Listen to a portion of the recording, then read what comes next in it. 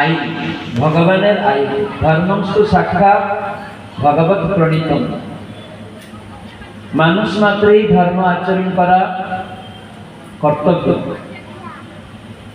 কেন আমরা সকল জীব আত্মা পরমেশ্বর ভগবানের অংশ, আল্লাহর অংশ, গডের অংশ। শাস্ত্রে বলা হয়েছে যে জীব আত্মা সেই পরম ব্রহ্মের অংশ।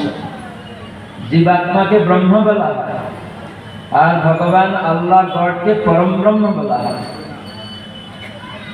তো সেই পরম ব্রহ্ম, পরম পুরুষোত্তম, লীলা পুরুষোত্তম ভগবান, তার নাম হচ্ছে শ্রীকৃষ্ণ। সেই আল্লাহ গড যে ভগবান, তার নাম হচ্ছে শ্রীকৃষ্ণ। তো এই মাসে শ্রীকৃষ্ণের নাম দামোদর।